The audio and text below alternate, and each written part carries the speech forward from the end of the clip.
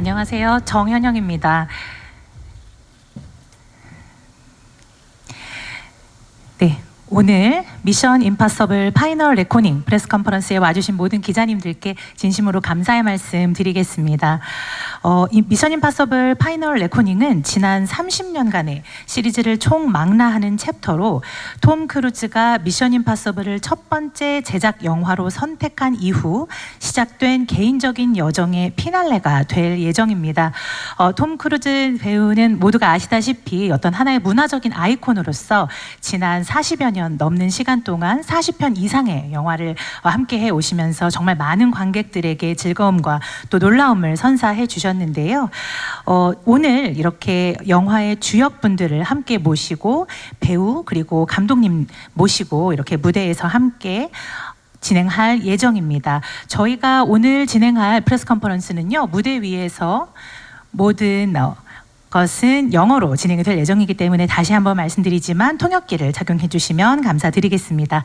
자, 그러면 이제 준비가 되신 것 같은데요. 그 어떤 작품으로도 능가할 수 없는 미션 임파서블 파이널 레코닝의 제작자이자 주연 배우 톰 크루즈를 무대로 모시겠습니다.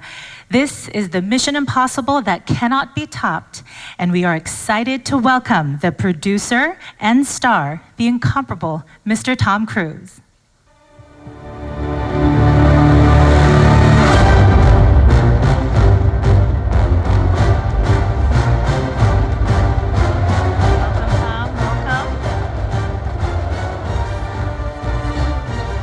Please go ahead and take your seat. Thank you very much. So Tom, we were here actually 2 years ago. I know. You said you'd be back. You kept your word, Yes, as always. How does it feel to be back in Korea for the 12th time, which is amazing? It's amazing. It's absolutely beautiful. And I just want to thank you all for the very warm welcome. I love being here. It's an extraordinary moment, to be here with this film, a film that we've been working on, between Dead Reckoning, this, and Top Gun Maverick. It's really been 7 years for Christopher McQuarrie and I, and our cast has been working on it for 5 years. So it's a great honor for me to be here. Wonderful, and it's an honor to have you back. Thank you. Now, you've said that you feel privileged to be able to entertain the audiences. Can you tell us a little bit about why that is? And also, how is the way you do it through the Mission movies so special to you? Just making movies is very special, period. It's been my lifelong dream. I remember being 4 years old and wanting to make movies and wanting to travel the world and make films in there. And I remember making my first movie, Taps, first starring role when I was 18 years old. And being there, laying in bed and dreaming about what my life is going to be like and what I want it to be like. And I remember thinking, I'm just going to dedicate everything I have to cinema and storytelling and learn as much as I can. And hopefully I'll be able to do this the rest of my life because I absolutely love it. It's not what I do, it's who I am. And so I'm very grateful. There hasn't been a day that I have not felt privileged, a day that I have not felt very grateful to be able to do what I do. And thank you for allowing me to entertain you. It is an honor. Thank you. That's wonderful, and thank you for entertaining us for so many years. And now it has all led to this. So can you please share with us a little bit more in depth about what you have learned throughout your career and also how that has helped make this movie so impactful? I tell you, what I really dedicate myself to is becoming competent at everything that I do.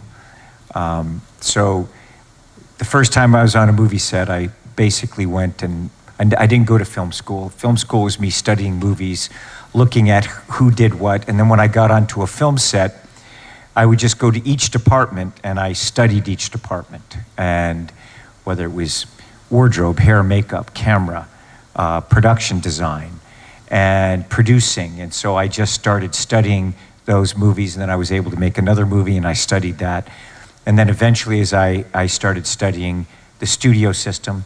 And then what I do is that I'll learn a skill and then I'll apply that skill to storytelling. So if you follow my career from Taps all the way through, you can see different abilities that I've gained. I remember at Legend, I did a movie film where I did my first underwater sequence, and then you can see my movies. I'm saying, how can I do the underwater sequence better? So I've done many underwater sequences, and you can see how this has led to The Final Reckoning, the submarine sequence. And McHugh and I, we've been working together for 19 years now, and it's the same thing. Like I try to take everything that I learned from one movie and apply it to the next, and apply it to the next, and apply it to the next. And McHugh is very much the same way. So that's what we do. We try to constantly improve our storytelling ability. You see that I learned how to fly airplanes, I fly jets, I fly airplanes, I fly helicopters, I race cars and motorcycles, all kinds. If I want to sing in a movie, I'll learn how to sing, and then I apply it to the cinema or dance.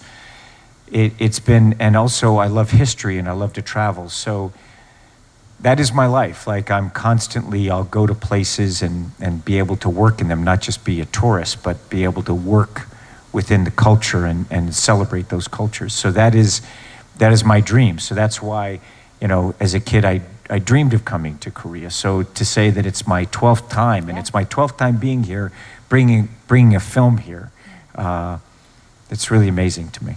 That's wonderful to hear. And speaking of those incredible action sequences, the series is known for its jaw-dropping stunts, but The Final Reckoning pushes that even further, where it's the biggest practical movie ever made. Yes. So our question to you is, why is it so important to you to always make something that's bigger and better? Well, I always hope to just make it better. McHugh and I have a thing at the end of every movie we make. I turn to him and I'm like, we can do better. I'm not someone who I'm very happy with, I set a goal for myself and I want to attain that goal. But there's always a new goal. There's always another mountain, always something that we've learned that we can then take it to another level. I'm not just even saying stunts, but just storytelling and structure of stories and characters. So that's how I feel. There's always another mountain, and we always set a new goal for ourselves. And the wing walking on the biplane sequence, it is absolutely incredible, very scary to watch. Very scary to do. Yeah, I'm sure it fun, was. though. And I hear that it was actually a particular childhood dream of yours. Can you tell us a little bit more about that? Many of these things, like McHugh and I will go back and forth, and our whole relationship is kind of just stories and one story to the next. And I remember seeing wing walking when I was a little kid. And I always wanted to do that. I remember being on the airplane, the side of the airplane. I was on an airplane the first time that I flew. And when I get in an airplane, I was 6 years old, and I would think about what's it like being on the wing. I'm in the plane, but my imagination's like, I wonder how long I can hang on to that wing, and what would that be like. That's actually where you want to sit. Yeah, that's where I want to be. And I remember, we did that. McHugh put me on the side of that airplane. He was joking. He was like, "Hey, you want to do this on the side of the A400?" I was like, "Yeah, that sounds great." We did that, and then to design this sequence, because I fly airplanes and aerobatic airplanes, there's something that I always wanted to do and to figure out. But look, it took years to be able to figure it out. And we had to go back to Africa twice. It was very, very complex, physically, story-wise, developing cameras, developing the planes, developing a style of flying the aircraft. The wing walking itself was very, very intense every day. Very, very intense. I can't really describe how intense it was. So that it just takes time, and you have to, strive for it. The things that I'll do is I'll set a goal for myself, a task or an ability or an overall goal. So you write the goal down, and then what you do is I write a list of all the things, the steps that I need to take to be able to attain that goal. And that list will change as time goes on, because then it tells me the things that I need to learn, or the things that I know, and the steps that I need to take to be able to do it well. And that's what it was like with this wing walking. It was very, we had to pick the airplanes, and then it's not only just what airplane's going to look good. And this airplane, the Stearman, is an 80-year-old airplane. I'd flown it before. And then we had to evaluate what is the aircraft capable of doing, and then how can I physically move along this aircraft. The wind coming over the airplane, we're traveling at over 100 miles an hour, 140 miles an hour. And I don't know if you've ever driven a car, but just stick your face out of the window at 140 miles an hour. And now picture an entire body and me moving throughout and around that aircraft at those speeds. It was quite intense. That's absolutely amazing. Yeah, it was wild. And to go a little bit deeper into that, when we look at the IMF team, right? They're like a family, and you've been known to describe Christopher McQuarrie as your creative brother for years, and this is a partnership at its absolute peak and the culmination of everything you two have done and learned together. So to talk a little bit more about that, let's now welcome the writer and director of Mission Impossible: The Final Reckoning, Mr. Christopher McQuarrie.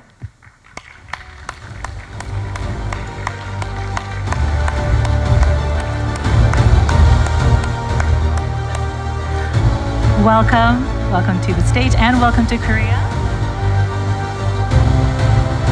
All right, we'll do as creative brothers. Welcome, Chris. Welcome to Korea and up to the stage. Thank you. Yeah, it's been my privilege to be able to know this man for 19 years. He is, an exceptional, very unique and exceptional storyteller. Not only, his ability to just really, truly write for actors. The way that we work, we don't write a script and then try to cast the actors for that role. You find the actors and you write for them. And never have I worked with anyone that has a greater ability than Christopher McQuarrie to be able to come on and understand the artist and write for them. The detail of these movies, the precision to be able to tell a story like this, the discipline, the amount of coverage you need to be able to tell this story is, you just can't imagine the amount of dedication and understanding of the overall process of storytelling and cinematic storytelling. So it has been my great privilege to be able to work with him and to be here. This is how many times have we been here together now? Like 5, 6 times. I've lost count. I know, Yeah. It's just amazing. So thank you. I just wanted you all to know that about him. Of course, and thank you Thank so you. much. It's very kind of you. And you started off also well, because the first question I actually had for you was that you two quite literally had to face all the elements in the sky, underwater, and alongside Tom. We would really love to hear more about this. Well, he would be he got in the water with me. Right. And direct me in the water. And he also, when we were working on the sequence, the aerial sequence, he's like, look, I need you to go from the wheel up to the wing and just move across there. And I was like, I can't quickly do that. He's like, what are you talking about? Okay, well, just do what you can. I was like, I want you to do this thing. I was like, McHugh, I can't move like that. What can you do? Like, because we were figuring it out as we were going along. And I said, listen, I can't even breathe. Like when you get out, the wind hits you so hard, you stop breathing. I had to train myself to figure out how do I breathe, because also it's incredibly demanding. Like it's the hardest weight workout you've ever had. And so I finally said, I don't know how to explain it to you. You just have to get on the wing and try it yourself. So I coached him. Yeah, of course he did. I did. I coached for 20 minutes. And Yeah, I had a nice 20-minute tutorial of how to walk on the wing of a plane. how to not die. How to not die. How to not die.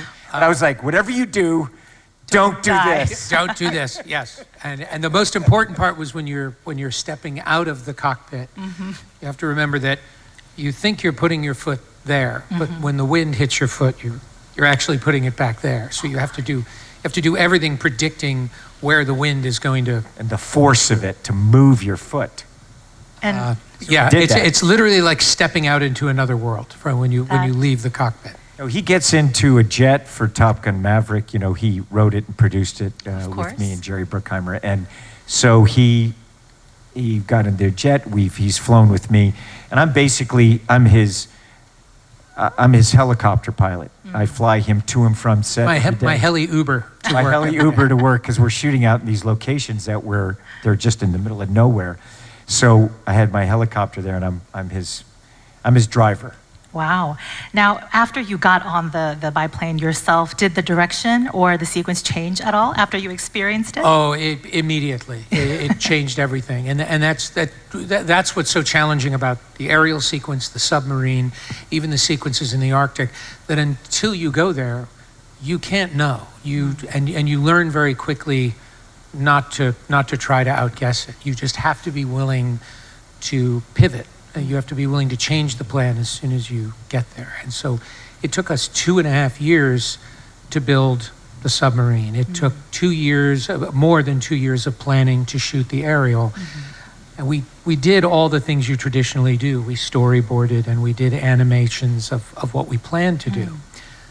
But then once you encounter the physics, absolutely none of that applies whatsoever. And you have to start again, right from scratch. But you have to be willing to stay. You also have to stay on schedule. Wow. I feel like to be able to work together like that, it takes so many different elements and a mixture to create such a profound and pioneering partnership like that. What is the key to that kind of partnership? No ego whatsoever. There's no pride of authorship.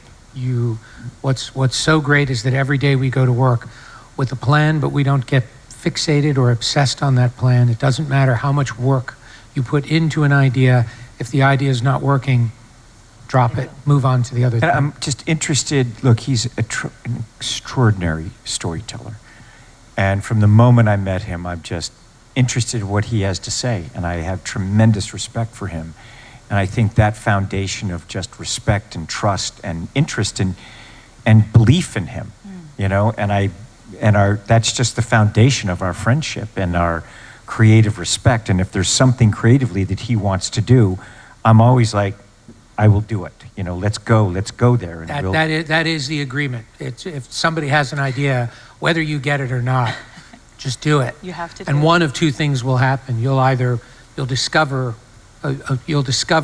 something about yourself as a filmmaker, or the person whose idea it was will say, this was a terrible idea. Thank you for trying that. That's what I like. So there's times where I'm going, I really want to try this. He's like, okay. And I try it and I'm like, sometimes it works. And he'll take it. He'll understand what it is.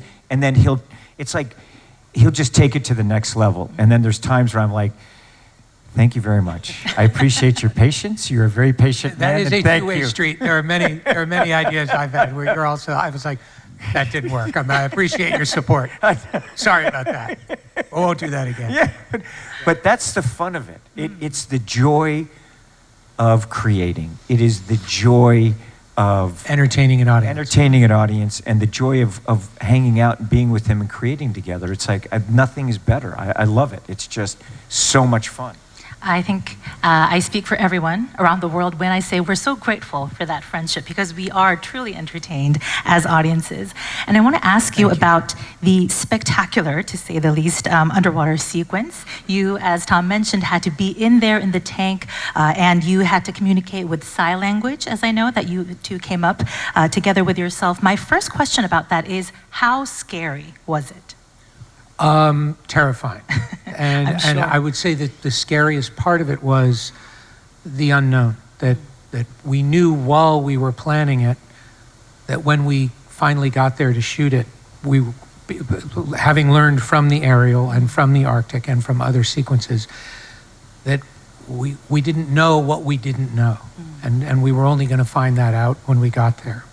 That was very, very scary. And the other thing, and what's hard to express when you're watching it, is the mask that Tom is wearing is great for the camera. We can see his whole face, and you can see him from all directions, so it's very cinematic. It is not very efficient for breathing underwater. So Tom is breathing his own CO2, and he's becoming hypoxic as he's doing it. And that made the sequence very, very physically punishing for Tom. Wow. The weight of the suit, the wetness, like sometimes the suit weighed up to 125 pounds and I'm doing pull-ups and moving through it. So when he's climbing around in the set, not underwater, there's no buoyancy. Right. It's like he's carrying weights on his back. It's extremely physically stressful.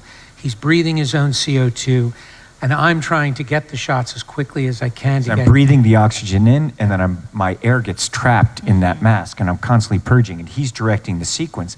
And I mean, setting the cameras inside that, it was trying to figure, it was just like the equation, and I'm constantly trying to recover from the shots and be in a position where I can be there for him, and he's got to watch not only the shot, but he's got to watch me to make sure Right. I'm safe. And then we have to set the camera in such a way that wherever we set the camera, the set is rotating 360 degrees. So wherever you think Tom's going to be, he's only going to be there for a few seconds. Wow. And so each camera position took an enormous amount of time, and all of it involved risk. And when Tom puts the mask on, I have my first AD start a timer, and every 2 minutes, they're telling me 2 minutes in the mask, 4 minutes in the mask. All of that is adding up to the amount of CO2 that Tom is breathing, and how we have to get him out of the mask as quickly as we can. Of course, I don't want to get out of the mask. I want to stay in there. So at a certain point, he's like, Do I cut? "Do I cut? You got to come out, Tom. Yeah. We're gonna." I'm like, you know. But he's right. And also now you have different particles in the water, massive missiles and structure that's there. So as I'm going into it, I'm looking at the shot. He and I will go through the cameras together. We're walking through and saying, okay, I'm looking at sharp places where I could get punctured, you know. And the set had it became its own ecosystem. Once it started to rotate, it began raining inside the set, which creates an enormous amount of noise so no one can hear on the inside or outside the set. And it's creating currents and riptides. So Tom wants to swim in a straight line, but the set is sucking him into the most dangerous parts of the set. They're huge shelves with metal hinges. It's very dangerous. Yeah, where I didn't want to get trapped in there. So as I'm acting, there's also, people say, how do you do these things? Like there's cameras around. I've been able to create a spatial awareness far exceeding, you know, my own body, so that you have to be able to perceive things in all directions. Objects coming at me, cameras, and also performing as we're doing it. Incredible. Really important to point out, which we always forget to point out, because Tom has, there's a light inside the helmet Yes. so that you can see his face. There's a reflection from his point of view. So Tom's blind. He can't actually see. We can see him, but he can't see out. So everything that he's done, he's rehearsed it all in advance above the water without his mask on. And so everything he's doing is largely by sense of feel. That is unbelievable. My jaw is dropping as Yeah, I was like, as we this were isn't here. hard enough. Now, here's the thing. We do the whole thing, and I'm like, I'm slowly telling McHugh these problems because I don't want to overload him. It's like, I need to do this. It's like, listen, by the way, I can't see when I'm doing this. He's like, what? What are you saying? What are you saying? It's like, because the mask looks good. You It told took me you 2 could years breathe. to Now develop. you're telling me you can't see. Yeah, I can't breathe, and I can't see. He also can't hear. Yes.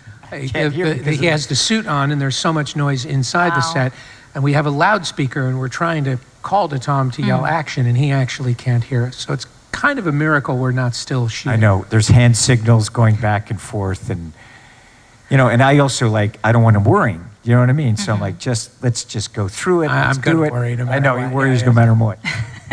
Well, I think all I can say is we're very grateful that you are here and very Me too. healthy and As well. are we. As are we. Very happy about that.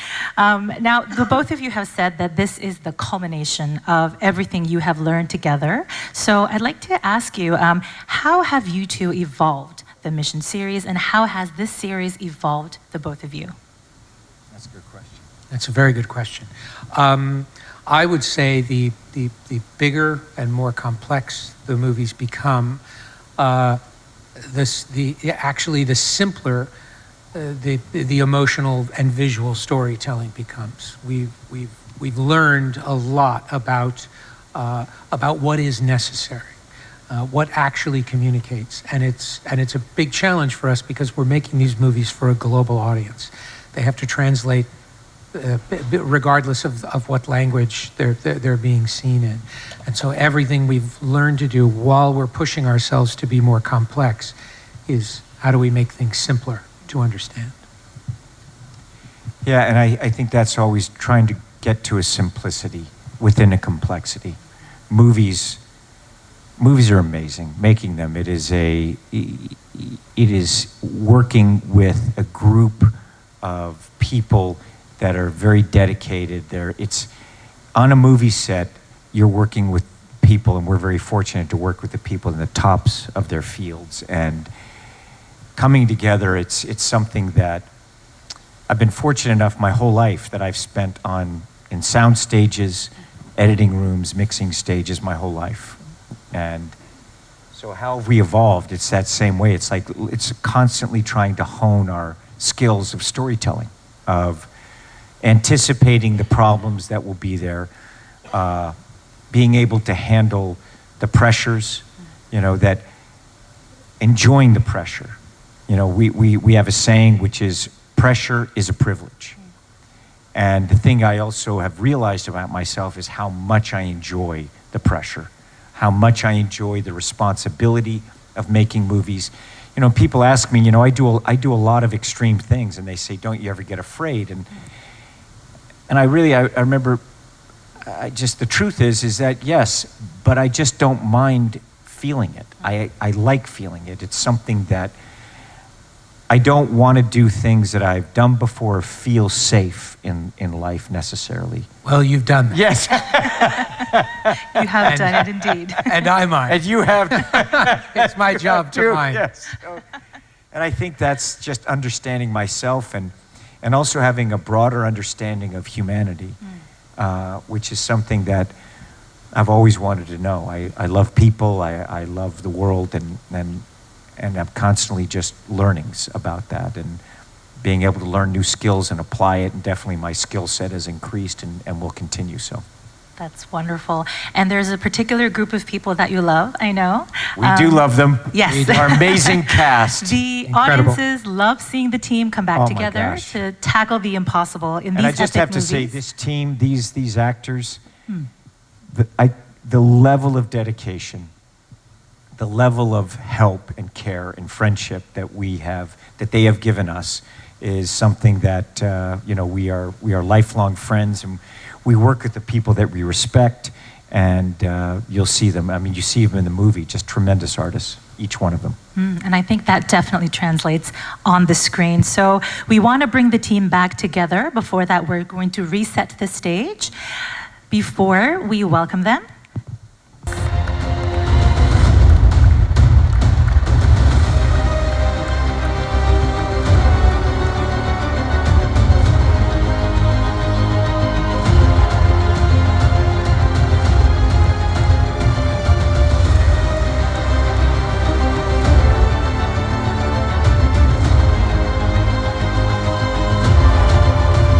welcome everyone to the stage, as well as, of course, to Korea. Please go ahead and take your seats. Welcome. So great to see the team reunited. We'll do a photos All after, right. that's right. Oh, yes. Photos will come later. All right. I always so- love seeing what they're going to wear. I'm always like, they have the greatest wardrobe, these guys. They They have do. such amazing style. Agreed. 100%. You all look amazing today. Yeah, they do. Thank you. I want to go Movie ahead. stars, man. Definitely. Trying to be like you, Tom. Oh, man, you're crushing it. All right. So there were so many international locations in this film, and I just want to ask with the whole group, any particular fun behind-the-scenes stories while you were all traveling together? For me, Svalbard was the most amazing location in the Arctic Circle. We were all living on an icebreaker, a ship, and we'd shoot during the day on the frozen sea, which was a phenomenal sight and an amazing thing to do. And then in the evening, we'd all sit together in the galley of the ship with all the snacks, and we'd just play poker and other games as well. Bananagrams. Bananagrams, Yeah. shithead. I don't know if I can say that. What did you say? Shithead. Are And you allowed to say that? I don't know. I think it's okay if you swear in English. Just don't swear in Korean. But it was just a sense of just real planet Earth, like somewhere that humans shouldn't be. And for us, it was so exciting. And I don't know. That's where I feel like that camaraderie between the team just really gelled. We would actually have to watch each other's faces to make sure that the noses didn't start to Oh Yeah, my God, I frostbite. almost lost my nose. I right? know. Oh, no. That's Funny, right. because like right before the take, I was like, oh, I was making a joke that I was losing my nose. You know, I was like, oh, I'm picking up from the ground. That cold. And then we start the take, and everyone's like, bum, bum, bum. Like, we stopped the scene, and you need to get warm. I'm like, what's happening? It's like, no, you're gonna get frostbitten. So my nose was changing colors. I think it was becoming white, right? Frost nip. Becoming like Yeah. transparent. Yeah. You get there's something called frost nip, which is what happens before you get frostbite, and your skin becomes very sort of waxy and white. And as soon as that happens, you need to get a hairdryer in your face or a hand warmer on there, because if you leave it, it develops into frostbite. And it was minus 40 degrees. Oh, wow. So And we didn't have a hair dryer, so all of us had to take turns rubbing palm nose like this to warm it up. I remember coming onto set for the first time and seeing McHugh and realizing that his entire facial hair had frozen. Oh, so he had wow. this huge kind of icicle kind of on his moustache and his I look beard. like a walrus. You You can look say like it. a walrus. It's true. I remember you doing a snow angel too, right? I have a video of you doing a snow That was angel. not me. That was not me. That's incredible. Okay, I That won't was, that was release one of our That was not me. He crew. was denying it. Oh yeah. He's Sorry. denying it. That was No. not me. I wasn't doing a snow I angel. was not doing a snow angel, and I was certainly not doing a naked snow angel, which is what one of the members of our crew was doing. Well, all right. I won't be Film asking crews. for any videos of that. no video. No video. Okay. Now, Simon, actually, I wanted to ask you. You have been playing the beloved Benji for over 20 years. Woo! That is incredible. So, how has it been for you to be Thank a you part very of this much. incredible franchise as Benji? yeah, I shot my first scene for Mission Impossible 20 years ago this year. And I had no idea when I first, walked onto that set that this film would become a part of my life for the next 20 years. And it's been such an incredible adventure. I've been all over the world filming and also promoting the movie. I've made incredible friends, and I can't overstate the significance that this film series has for me. And it means the world to me to be part of it. So I'm just delighted. And to us and to me that you've been part of it. You're such a brilliant artist, and you're incredible. The character you created, I just love it. The moment I saw him in Shaun of the Dead, I was like, oh my gosh, if Simon Pegg could please come in and play this character. And he just came in and he had a monologue, and we were writing it right at that day, and you just crushed it. It was just amazing. That's why, and even when we were shooting it, we added more stuff. Yeah, thank you. Simon is the king of the last-minute monologue. You hand him. It's incredible. You could throw this guy like a 5-page monologue, and he'll have it memorized in 2 minutes and know your lines also. You know what's amazing is that when I went to see Mission Impossible 1 in the theaters when I was 26, When you were 10. when I was 10, and I'm watching the movie, I wish I could have come back from the future and sat next to myself and say, hey, one day you're going to be in this. This guy is going to be your friend. And, the irony of that is extraordinary to me. And, things like, as you see in the trailer, that knife that you see in the first film, to see that in action, it's just, I can't even begin to describe how weird that is. It's so weird. Incredible. And we're very grateful that you did. You were Benji for 20 years because we love Thank the you. character, as you well know. Haley, I want to ask you, you all spent a lot of time not only working together, but training together. Tell us, what are some of your highlights? It was very quickly on in the training, I discovered that I could learn fight sequences much quicker and easier if I had a prop. And this worked great for Grace because she is a thief. And it meant that throughout the whole of the training, I got to this kind of level of fitness that was incredible and this resilience that was amazing. And it just meant that we could adapt to any changes that were happening and anything that was needed on set. But this thief element of Grace kind of I took quite to heart. And I actually haven't admitted this to the rest of the team here, but I have actually stolen quite a few things from the set of Mission Impossible. And I was trying. Method actor. I was listing them today. I've actually, and I would admit them to you now. I've stolen a key, the poison pill. Was it the key from the movie or your key to your trailer? Oh well, the key to the movie. I no longer carry a wallet whenever I'm working with Haley. I have a salt and pepper shaker from a train. I have an ashtray. Yeah, I she's have a some thief in the film. She's a letterhead. very good pickpocket. I should have That's quite a stolen long things. list. Oh, I have and FOMO now. It's also this like the excitement of the memento because everything is practical. So the size of the sets are built out in such a way where you can open a drawer in the cabin and you can see the incredible amount of detail that's been put into the set design. And I took a couple of fossils as well. Did you Sorry really? about that. Were they good? No, Oh, they're from the yours. cabin? Plastic. They're yours. In the cabin. I wanted to steal some of those know. skulls and things. Oh, they were, and I also stole quite a lot of set glass. You could have it. Thank you. It's yours. I gave them to my godchildren, who are very excited because they get to watch the screen now and an explosion of glass. And I saw that on eBay. I think I'm going to have to cut in here before the list gets any longer. Tarzan, did you get anything? Well, I was trying to steal you, but you kept running away. Yes, you got me already, Tarzan. You know that. Now, Pom, I want to ask you, you love big action and you also love skydiving. So I wanted to ask you, motorcycles, everything, Cars. Action, right? So was that Guns. inspired by Tom by any chance? Of course, it's like contagious, you know? You're around Tom and he's so vibrant and passionate about all these things. I saw him, you know, in the previous movie do the jumps with the motorcycle. And I was like, I want to do that. He looks so happy. I want to try. So I kept asking, you know, like, you know, can I skydive with you guys? You know, with Tom and the stunt team. And Tom was like, no, you need to get your license. So when I wrapped the movie, he gifted me the license to learn how to skydive. Wow. And yeah, and we even jumped I together. flew out with you the day that you got your license. Yes. How many It's so jumps have fun. you done Get now? the A license is 25 jumps, and he came the last day. We did 9 jumps together, a high altitude jump, and it was amazing. And then you So flew your fun. own plane back home. You know, totally normal thing to do. Yeah, course. and then since then I've done 233 jumps as of today. Amazing. I mean, Wow, she's that is a amazing. brilliant skydiver, too. I mean, so elegant. And Just a also, natural. I have to add something. I love working on Mission Impossible because, you know, when I'm not working, you know, there was like breaks in between shooting. You know, I would like go back home, and then I would go skydive, and we would send videos to Tom, and he was like, "Yeah, that's amazing."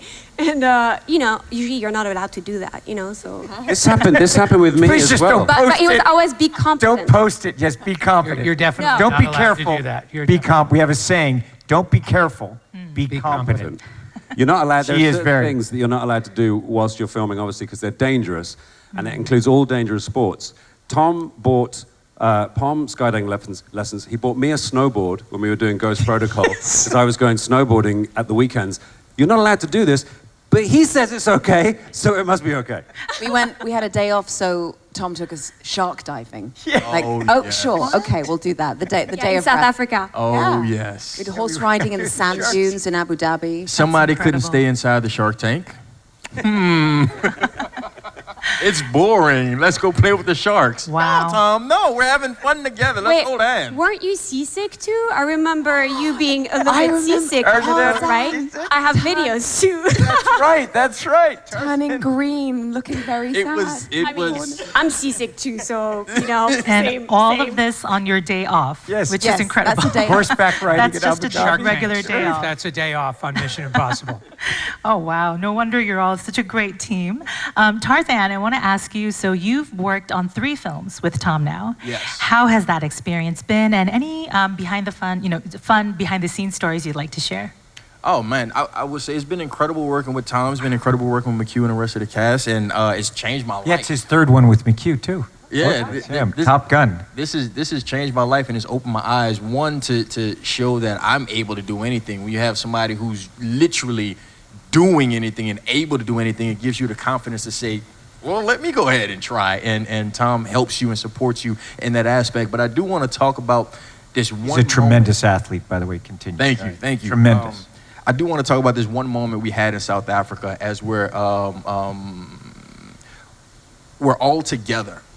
And you think about what a movie is like. And I'm sitting in the back of this truck and I'm looking around and you have Palm there. You have Palm and Tom behind me. Then you have Haley and Simon back there. And I'm just amazed. There's a huge helicopter just going and everybody on the crew is saying, all right, are you ready? Camera's rolling. And I'm just like, guys, this feels like a movie. And Haley and Simon turned to me, Tarzan, you are in a movie. And I was like, oh, but when you... But that was also the day we got intercepted by a giant tortoise Yeah. Yes. on the road, and that's what's so extraordinary about these. They're real. They're real It was a big tortoise. We locations. couldn't move. There was yes, so of course we had to stop and Shut let the movie it down. pass, and it went on its merry way. It gave us a thumbs No, up Martin the gaffer picked it up and he moved it to the side of the road. It was gigantic. very gently. My favorite Tarzan story was actually on Dead Reckoning when we were standing on the roof of a train in Norway. And you turned to me and you said, this is my first time on a train.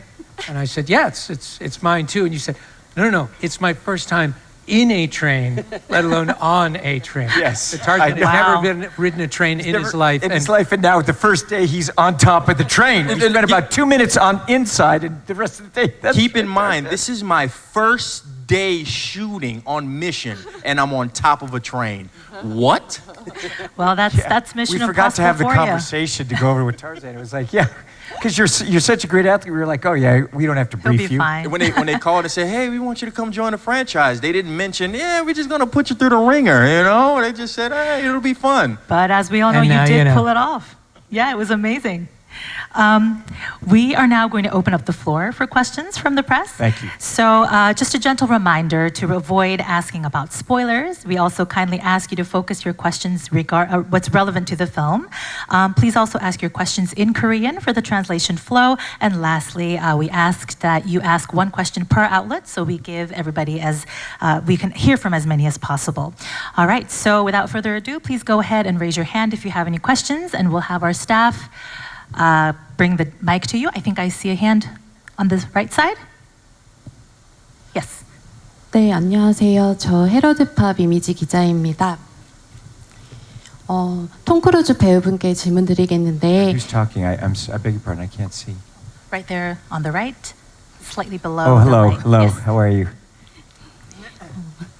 이번 시리즈가 이제 시리즈 마지막이라는 추측이 제기되면서 좀 아쉬워하는 팬들이 많은데 이번 시리즈가 정말 마지막인 건지 아니면 계속될 가능성이 있는 건지 궁금하고요. 그리고 8편에서 이제 그간의 좀 모든 시리즈가 하나로 모아져 정리되는 느낌이었는데 자신의 이제 영화 인생에서 미션 임파서블 시리즈는 좀 어떤 의미인지 듣고 싶습니다. Thank you for the opportunity. My question is for you, Tom. So there are rumors that this will be the very last installment of the Mission Impossible franchise. So is that true, or do we have a chance of seeing more of Ethan Hunt? And the second part is, when I was watching the film, it felt like everything was sort of coming together to closure for the film. What does this film mean to you personally? This film is basically, I want the audience to enjoy the film. So the audience has to go see that. It is a culmination of the last 30 years of the franchise. So that's what this is, and I don't want to give anything away for audiences. But I love making movies, and it's my great pleasure to be able to make them and to entertain an audience. That's what it means to me. I love it. Absolutely, I love making movies. Thank you. We'll take the And I next love question. making these films. Amen. It shows. It definitely shows. We'll take the guys do next too. question. I see a hand. Yes. Right here. On the left. 네, 연합뉴스 박원희 기자입니다. 먼저 감독님께 질문드리겠습니다. I beg your pardon. 지금까지 I see now. Hello. Can you see? Hello. Okay, How are you? yes. Thank you. 감독님께 질문드리겠습니다. 그 미션 임파서블 시리즈를 가장 많이 연출한 감독님이신데 그 다른 작품들과 본인의 다른 작품들과 비교했을 때 이제 어떤 차별점을 이번 작품에서 뒀는지 어떤 주안점을 뒀는지 궁금하고요. 다른 배우님들께 또 질문드리겠는데요. 톰 크루즈 외에 그 이번 작품이 좀 어떤 의미인지 본인에게 특히 사이먼 페그는 오랫동안 같이 한 걸로 알고 있는데 이번 작품이 어떤 의미인지 말씀 부탁드립니다. My first question goes to the director, Chris. So you are the director that has directed the most number of Mission Impossible movies. What are some of the areas of focus that you wanted to bring to this particular film, and also what differentiates The Final Reckoning from the previous ones that you directed? Second part is to the rest of the cast. What does the Mission Impossible films mean to you? In particular, I'd love to hear from Simon because you've been with the franchise for such a long time. For me, it's always about character and emotion and story. We obviously these are action films, and we're always pushing ourselves to bring bigger and more unique action. But none of that really matters if you don't care about the story and the characters.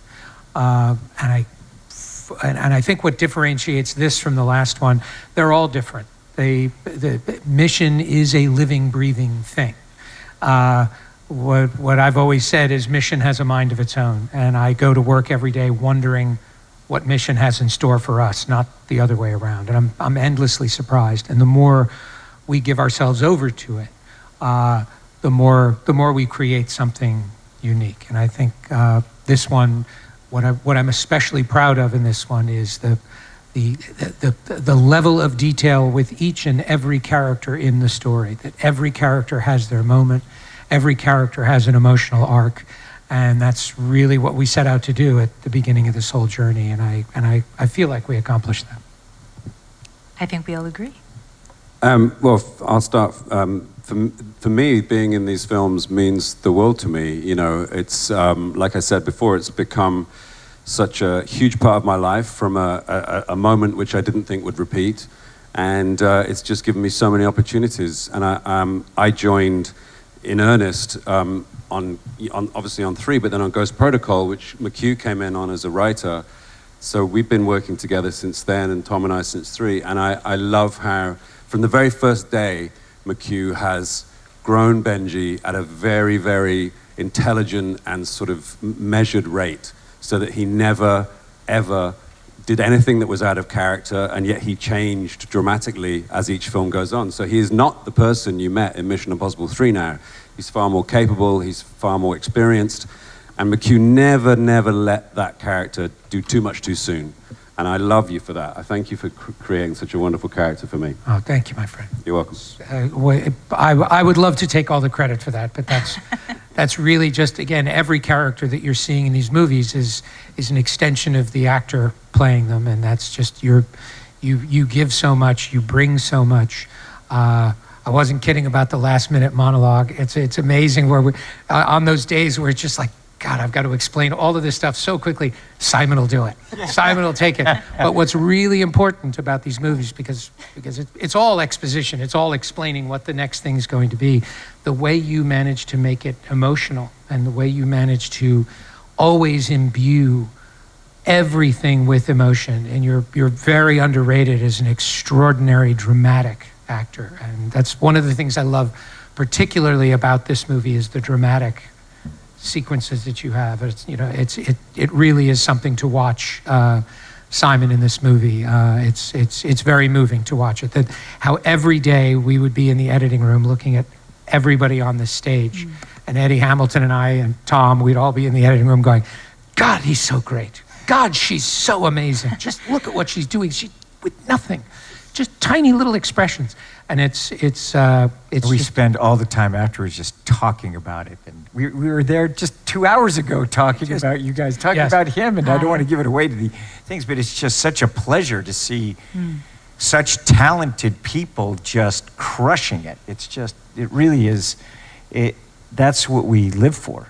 That's beautiful to hear. And I think that's definitely what like all each of us... one of them has such great, tremendous charisma and tremendous ability and very unique talents, each and every one of them. That's why I like looking at the photos of all of you all together.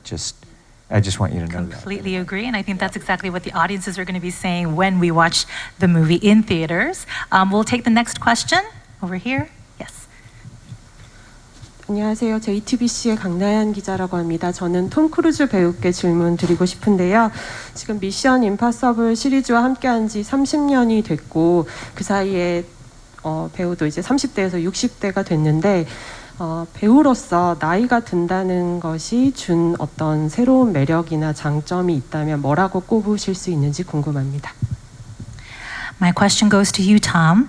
You've been with the Mission Impossible series for over 30 years, and you were a man in your 30s, and now you're in your 60s. And I want to ask you, as an actor, what does aging and having more years to your name, what kind of new charms, learning, or new insight does that bring to you as a performer? Wait, you're in your 60s? What?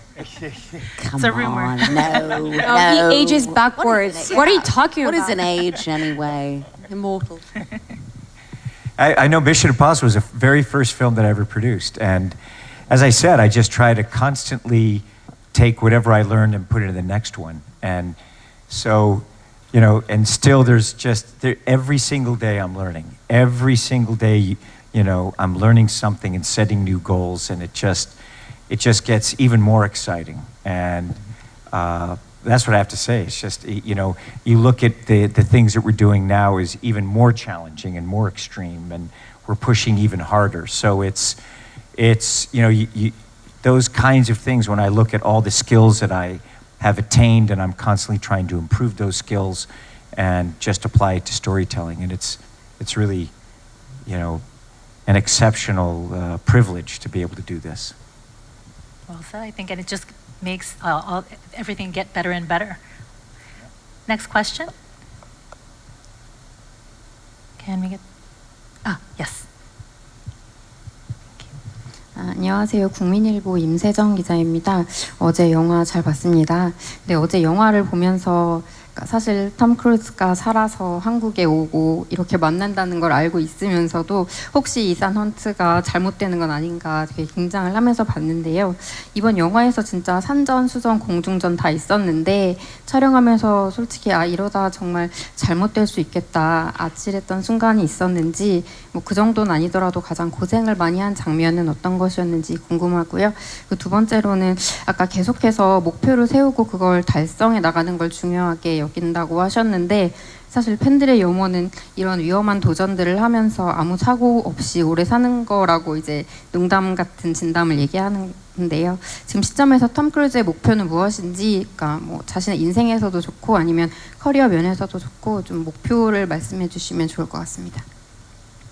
My question is for you, Tom. So I really enjoyed watching the film yesterday. And while I was watching it, even though I knew that Tom was going to be here in Korea, that you made it out of everything alive and well, I couldn't help but get extremely tense, worrying about what's going to happen to Ethan Hunt.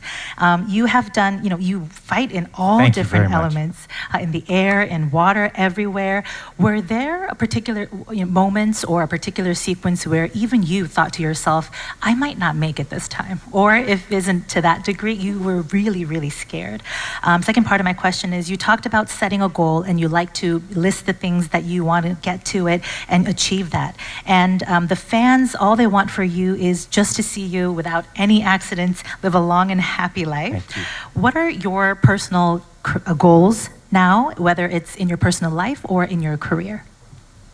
Well, first of all, I enjoy the challenges and the pressure of doing what I do. I do it in my personal life, and then I apply it also to storytelling.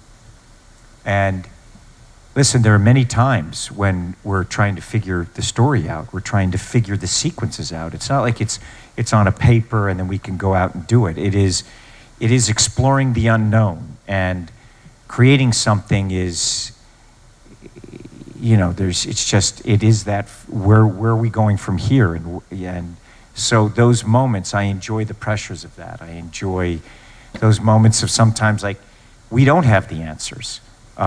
You wake up in the morning and I don't know what's going to happen that day. When we get into the aerial sequence, every day in Africa we get up and it took a lot of ability to confront it. The sequence was more difficult than I thought it would be. Both these sequences in the film, I knew it was going to be a challenge. And so when you have these things, and the thing is that we're responsible for it. I am responsible for it. I wanted to do this. I also created it, and with him, he created it. So there are moments where it's like, we're here because we wanted to be here. And yes, there are moments that we knew we were doing very, very extreme things, and it was uncomfortable, and sometimes, it was very uncomfortable. But it was always exhilarating, exciting, and I like that feeling. The other thing is I have many, many goals personally, many.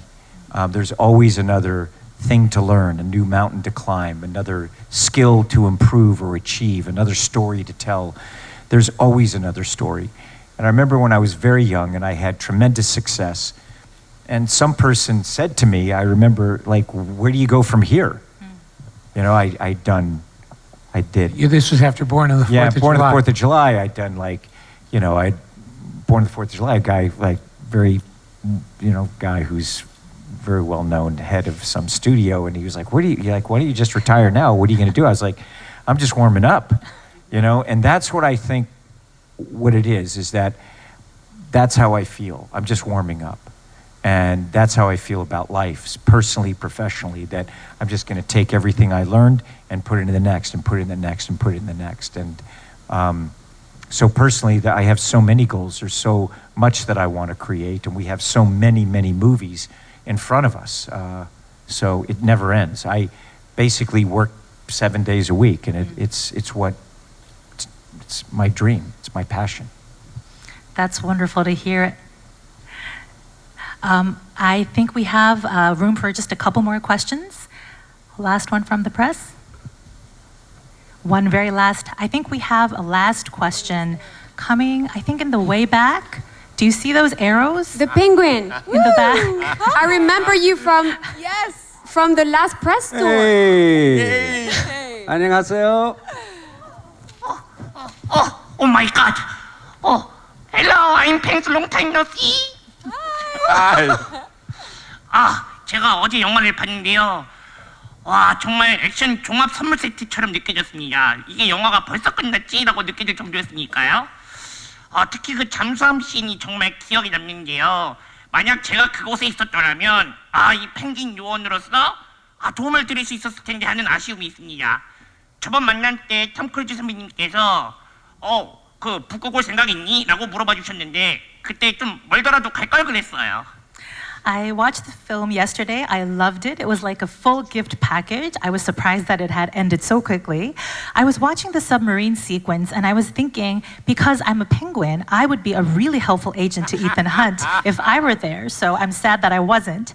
I should have said yes to you, Tom, when last time you asked me if I was willing to come to the North Pole. I should have said yes. Yes, you should have. We missed you. I'm sorry. 그럼 질문 계속 이어가도 될까요? May I ask you a question? Sure. 아니, 우선 톰 크루즈 선배님에게 좀 질문을 하고 싶습니다. 그 한국 오실 때 혹시 비행기 티켓을 좀 예약을 하셨나요? 그 영화 보니까 혹시 매달려서 오시지 않았을까 싶어가지고요. 그리고 그 한국에는 운칠기삼이라는 말이 있습니다. 운이 70% 그리고 노력이 30%라는 건데요. 그 에단 헌트로서 이제 미션을 수행할 때 운과 노력이 어느 정도 작용했다고 생각하시는지 궁금합니다. My first quick question to you, Tom, is did you get a plane ticket on your way to Korea? Because I feel like you probably sat on the wing of the airplane, so that's why I'm asking you. And I want to ask, in Korea, there's a saying that success is a mix of 70% luck and 30% effort or skill. So as Ethan Hunt, what does that mixture look like when you were on your mission? Yeah, I definitely flew on the wing. And I think that, look, here's the thing. Hard work and preparation creates luck. So you can't predict, and you have to be able to have skill. The derivation of art is skill. So the more skill you have, the greater ability you have to be able to face the confusions of life, the confusions of production, and to be able to really create through it. And that when things come that are unpredictable, unforecast, which happens in life and definitely in movies all the time, that we look at it not as a problem, and McHugh and I always go, this is an opportunity.